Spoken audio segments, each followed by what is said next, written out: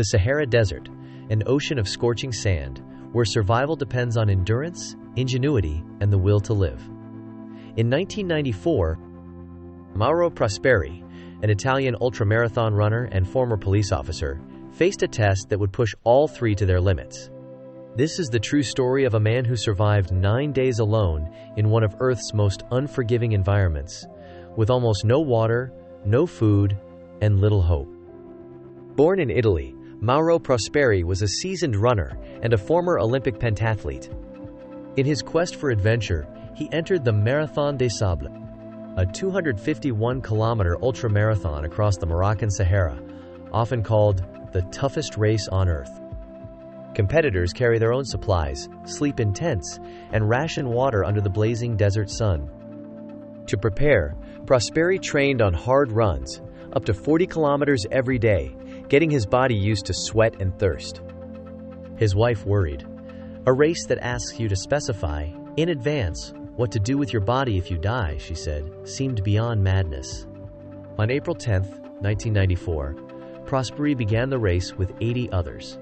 The first days were brutal but manageable. Then, disaster. A violent sandstorm struck.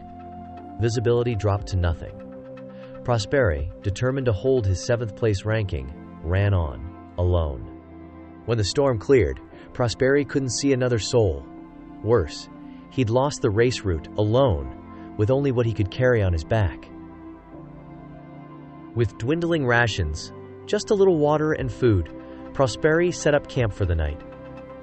Following race protocol, he waited, hoping for a rescue team. A helicopter flew over, but failed to see him.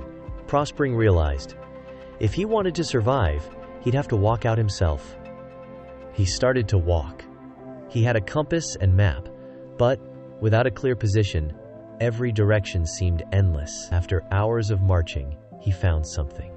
An ancient, abandoned Muslim marabout shrine. The shrine offered shelter but no rescue. Prosperi rationed his food and made desperate adaptations, cooking food with urine, licking dew from rocks, and later, eating bird eggs, beetles, lizards, and even bats, sucking their blood for moisture. He even used anti-diarrhea pills to conserve fluids.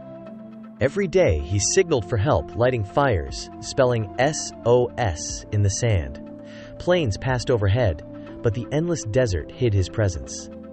On the 4th day, another storm struck. Lonely and hopeless after several failed rescue attempts, Prosperi wrote a farewell note in charcoal to his family. He slit his wrists with a pocket knife, hoping to bring a quicker end and to ensure his body would be found for his family's sake. But severe dehydration saved his life. The wounds barely bled. Waking to another desert dawn, Prosperi found the resolve to keep going. He said later that this moment gave him a new determination. Departing the shrine, Prosperi traveled in the cooler hours, sheltering by day, moving by night. He dug pits and covered himself with sand for insulation. For long days, he searched for rescue, squeezing water from tiny roots, eating desert fauna. His body battered, his mind hallucinating. On the 9th day, following goat droppings as a last hope, Prosperi stumbled upon a small oasis. Overcome, he drank too quickly and vomited, but recovered, sipping water bit by bit. Soon after, he found signs of humans. A young girl with a herd. Salvation. Rescued by nomads, Prosperi was brought to an Algerian military camp. He had walked nearly 300 kilometers, almost 200 miles, across inhospitable terrain, losing 18 kilograms but surviving. Astonishingly, Mauro Prosperi went on to compete in the Marathon des Sables 2 more times.